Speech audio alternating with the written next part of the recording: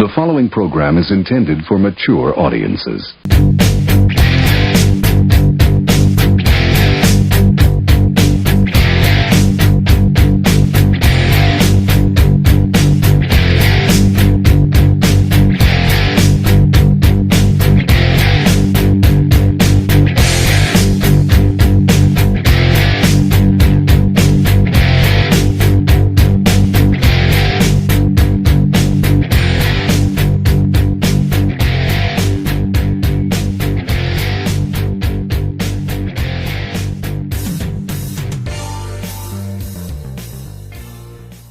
Greetings and welcome to McGee Uncensored Podcast. I am your host, McGee, and on this episode I will be covering Wrestlemania 32. And like many pundits out there, and for those who like wrestling and listening to my podcast, this card is a bit tough to get excited about. Wrestlemania 32 will take place live April 3rd, 2016 from AT&T Stadium, home of the NFL Dallas Cowboys. 100,000 seat stadium. That's a lot of people to watch a lot of mediocrity that may happen. I believe the stage is just too big for this show. I don't know if they were going for more of an attendance record rather than putting a solid show on. And I do believe that injuries led to a disappointing makeup of matches. So that can't really blame injuries for a lackluster card. Blame booking for not being creative and putting guys in the right spot to fill those top guys who were hurt. Now, reportedly, there will be 7 hours of coverage of WrestleMania 32. Some of it starting on the USA Network, then moving over to the WWE Network. 7 hours. And if you thought Raw at 3 hours was hard to sit through, this is twice as much, and then an extra hour. So buckle in, put on your microwave popcorn, get ready for a long day. I'm going to try to get a little bit enthusiastic about the card and the matches and break them down and see what insightful analysis I could bring to the table for those of you listening. See what my points of view does. Bring up the card real quick. We have 3 matches on the kickoff show. I believe that starts at 7 o'clock.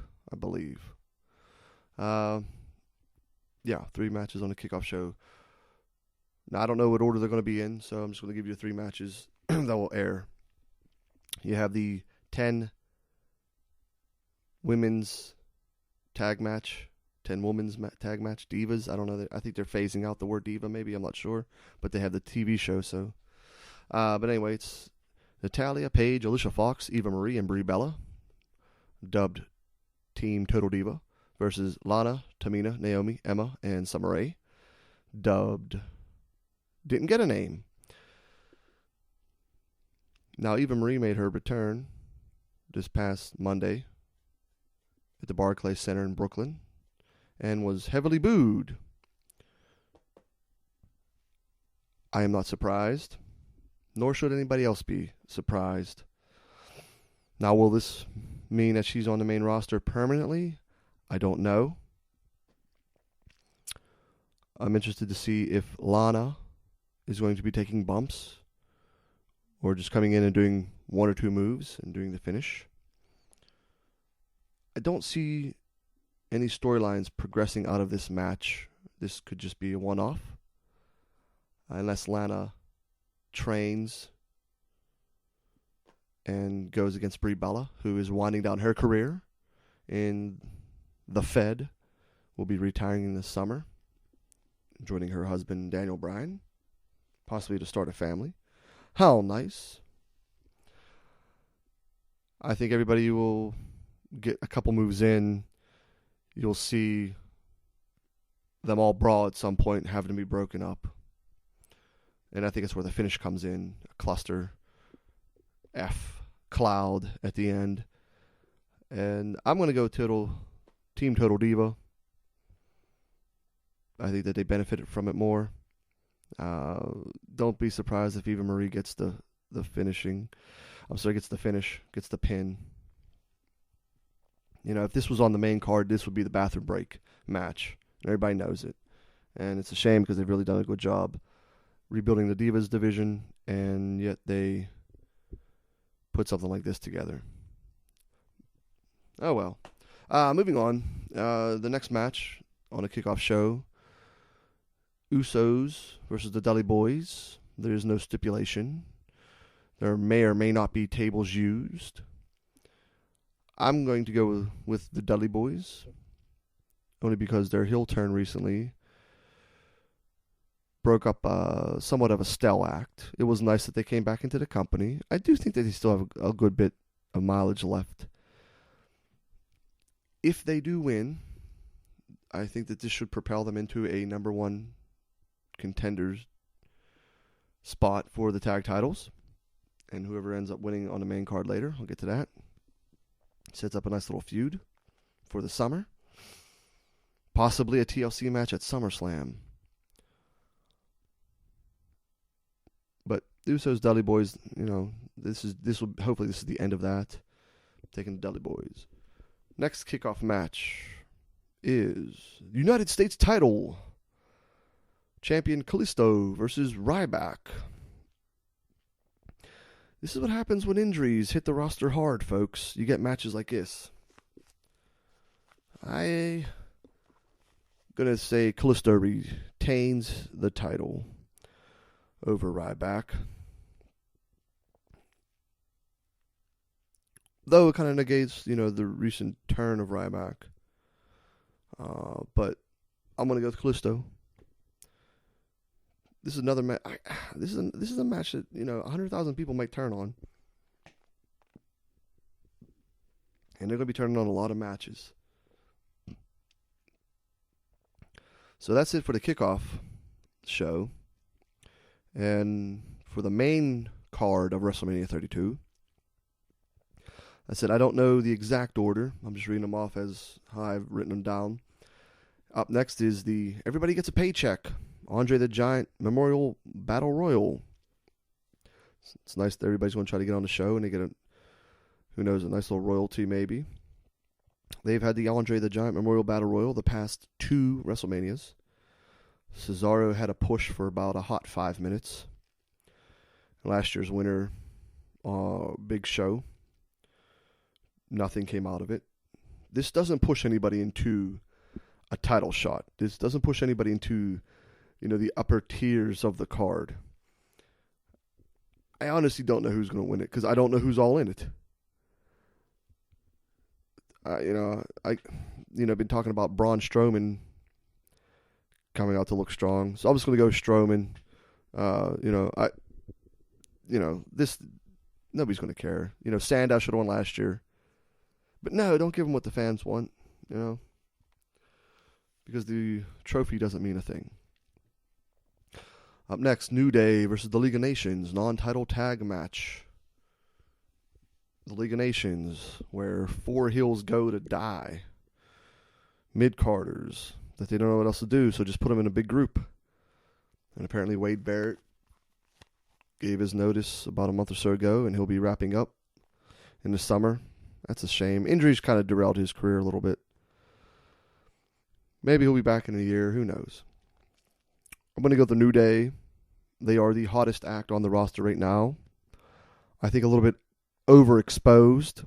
At first, I did not like their act. I didn't. I was like, what are they doing? This just didn't seem like it was going anywhere. But these guys apparently are just being themselves. The act can kind of be a little bit stereotypical. But what else is there going on right now? and whose effort are they putting it behind. So I'm going to go with the New Day. It's going to be a 4-on-3 match. Let's go with the New Day, and this may end up being a feud that continues for perhaps the tag titles.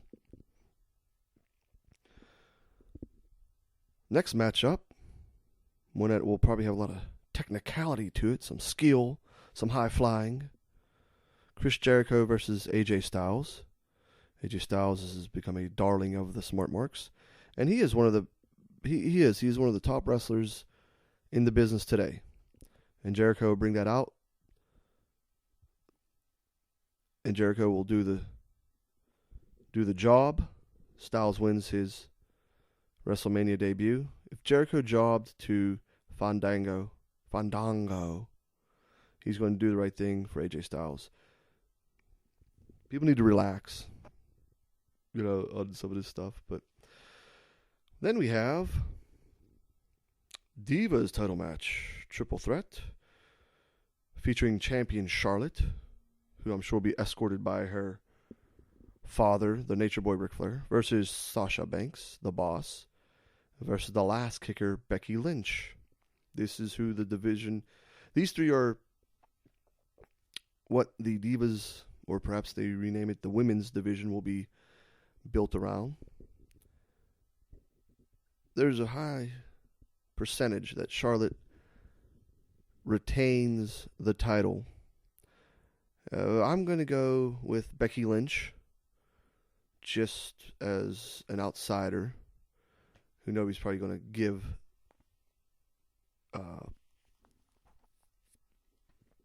a chance to actually walk out. And this sets up them to feud for the rest of the summer, one after another. So, and then depending who gets called up, I don't know. I can't speculate to that. And up next is the Intercontinental title ladder match. Second year in a row, the IC title will be determined by a ladder match. Last year, the title was vacant. This year, Kevin Owens is the sitting champion, and he will face The Miz and Dolph Ziggler, Sami Zayn, Stardust, Zack Ryder, who filled the spot of Neville, who unfortunately got injured. He would have added a lot of high-flying spots to this match. That's about it. Speaking of Neville. And Sin Cara.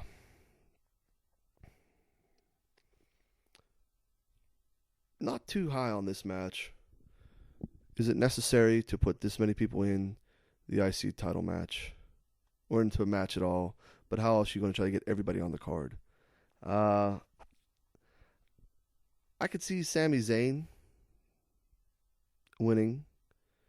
I'll say that Owens keeps the belt, retains, and then moves on to a feud with Zayn. And then everybody else gets regulated to doing something that, everybody will be forgotten about after this match. No holds barred street fight. Brock Lesnar, probably the most over man on the roster, without a doubt, versus Dean Ambrose. Arguably the second most over man on the roster. As single acts. No tags, as single acts. This could be very brutal. There's not going to be a lot of psychology. I think it's going to be barbaric. Count the suplexes. I'm going to say 20. And I think that's being under. Lesnar, look, no matter who comes out of this as the winner, both are going to come out looking good. Both have the admiration of the fans. So it doesn't really matter who I think wins this. I think Ambrose takes a hell of a beating. And I'm going to stick with Lesnar. It just sucks that these two get stuck in a match with one another, in a way. It just seems somewhat of a letdown, to be honest. They couldn't find somebody else to get involved. I don't know if Bray Wyatt will interfere. It is a surprise that he is not featured in this WrestleMania 32, but not saying that he won't be involved somehow on this card. I don't know which match, but it would not surprise me at all if he would interject. Into which match, I don't know. Don't believe the hype Hell in a Cell match. Undertaker's career on the line, and if Shane McMahon wins, he gets control of Raw. Somebody tell me why Shane McMahon's training with the Gracies for this match. Is this going to be in the Octagon? Is this going to... I know it's a Hell in a Cell. Is this going to be in the Octagon, though? Is this going to be a submission match?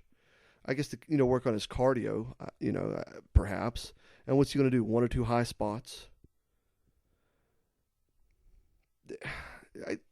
I'm not a fan of this match whatsoever. But then, once again, injuries change plans on the fly, and this is what you end up with. Are they going to do another brand split? That's what people are thinking if Shane McMahon gets control of Raw. I don't know. What does The Undertaker have to gain? I mean, yes, his career's on the line, but he's not done.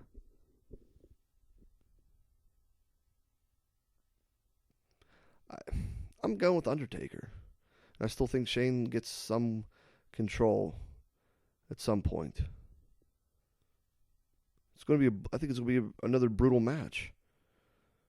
You have one guy who's not a trained wrestler, but can wrestle, and The Undertaker, who, despite advancing age, is still hanging in there in his types of matches. So I'm going to say Taker. But you figure that the streak was broken, so you never know. Things may not even make a difference. Up next, which is the probable main event, and where 100,000 people crap all over this. The World Heavyweight title match featuring champion Triple H against Roman Reigns. The end of Raw this past Monday was disappointing, just like last year's go-home Raw to WrestleMania was disappointing. All you had was a stare-down between Reigns and Lesnar over the title, and then Reigns just muscles the title out of Lesnar's hands. That's how you ended Raw. And then everybody tuned in to see WrestleMania and watch Reigns get booed. And everybody's going to tune in this Sunday and watch Reigns get booed. And here's why. You people have to understand something. WrestleMania is going to be attended by thousands of hardcore fans. Marks. They do not like this guy. They are not the female audience who get their panties wet when Roman Reigns enters the arena. I personally just feel that Roman Reigns was just not built up to any title run in a proper manner. He had feuded with the Big Show over a year ago, and it was pointless, terrible.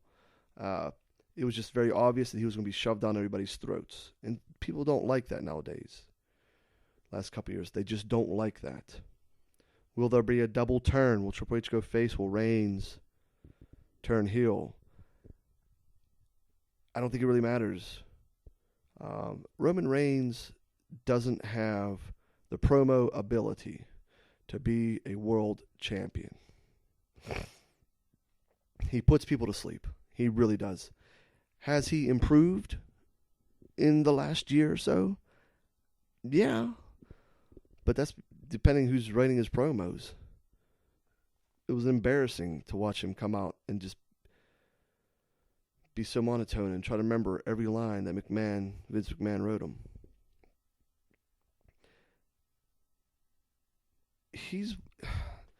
I don't say that there's without a doubt that Reigns doesn't walk out as champion. I just don't see how he doesn't. It'd be interesting if Shane McMahon did a heel turn on Triple H, and that's how Reigns gets the title. I don't know. Folks, listen, you have this stadium, like I said, 100,000 people. If you're up in the upper tiers, these people are going to look like ants to you, even if they have big screens playing it. Overall, the event's going to be underwhelming. It really is. And the announcing's going to be horrible. They're going to oversell everything. Cole and whoever else is doing it. Try to watch it at a friend's house. Try to watch it for free. It's not even worth $9.99. I'm not being cynical, but honestly, what about this gets you excited? Look, as a fan, yeah, we're going to watch. We're going to hope for something happening that happens, like something major happens. But at the end of the night, if it doesn't, then it's going to be a huge disappointment, a huge letdown.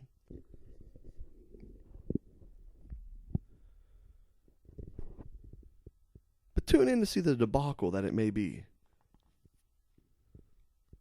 Because I know I am. Be entertaining nonetheless.